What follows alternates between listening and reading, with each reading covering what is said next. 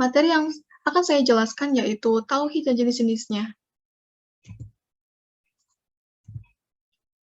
Yang pertama ada pengertian tauhid.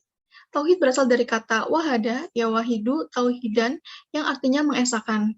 Adapun menurut istilah, tauhid adalah meyakini akan keesaan Allah Subhanahu wa taala dalam rububiyah atau penciptaan, pemeliharaan, pemilikan, uluhiyah atau ikhlas beribadah kepadanya, dan dalam al-asma wa sifat, yaitu nama-nama dan sifatnya. Dan tauhid apabila dimutlakan, maka maknanya adalah memurnikan seluruh peribadatan hanya untuk Allah Ta'ala. Seorang muslim wajib mengimani akan keesaan Allah Subhanahu wa taala dan bahwasanya tidak ada Tuhan yang berhak disembah melainkan Allah Ta'ala. Adapun kalimat tauhid itu sendiri yaitu la ilaha illallah, yang artinya tidak ada yang berhak disembah selain Allah.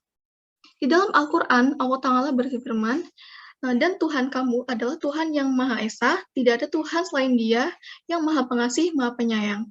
Quran Surat Al-Baqarah ayat 163. Dari penjelasan tadi, tauhid dibagi menjadi 3 jenis, yaitu tauhid rububiyah, tauhid uluhiyah, dan tauhid asma wa sifat. Yang pertama ada tauhid rububiyah. Tauhid rububiyah yaitu mentauhidkan Allah Subhanahu wa taala dalam kejadian-kejadian yang hanya bisa dilakukan oleh Allah Subhanahu wa taala, seperti mencipta, memberi rezeki, menghidupkan dan mematikan, mendatangkan bahaya, memberi manfaat, dan lain sebagainya. Tauhid rububiyah sudah diyakini semua orang, baik mukmin maupun kafir, sejak dahulu hingga sekarang. Bahkan mereka menyembah dan beribadah kepada Allah. Hal ini digambarkan dalam Al-Quran. Pada surat Al-Zuhruf ayat 87, sungguh jika kamu bertanya kepada mereka atau orang-orang kafir jahiliyah, siapa yang telah menciptakan mereka, niscaya mereka akan menjawab Allah. Adapun yang tidak mengimani rububiyah Allah adalah para kelompok ateis. Lalu, jika orang kafir jahiliyah sudah menyembah dan beribadah kepada Allah sejak dahulu, lalu apa yang diperjuangkan oleh Rasulullah dan para sahabat? Mengapa mereka berlelah penuh penderitaan dan mendapat banyak perlawanan dari kaum kafirin? Meski orang kafir jahiliyah beribadah kepada Allah, mereka tidak bertauhid uluhiyah kepada Allah. Dan inilah yang diperjuangkan oleh Rasulullah dan para sahabatnya.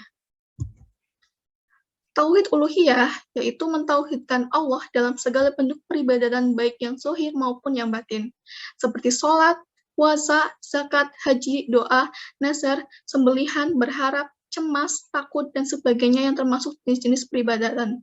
Maka seorang yang bertauhid uluhiyah hanya menyerahkan semua ibadah ini kepada Allah semata dan tidak kepada yang lain. Sedangkan orang kafir jahiliyah, selain beribadah kepada Allah, mereka juga memohon, berdoa, beristighosah kepada selain Allah. Dan inilah yang diperangi Rasulullah. Ini juga inti dari ajaran para nabi dan rasul seluruhnya, mendakwahkan tauhid uluhiyah. Allah Subhanahu wa taala berfirman pada Quran surat An-Nahl ayat 36, sungguh telah kami utus rasul untuk setiap umat dengan tujuan untuk mengatakan sembahlah Allah saja dan jauhilah tauhid. Tauhid adalah segala sesuatu yang melampaui Allah sehingga dia disembah di samping Allah.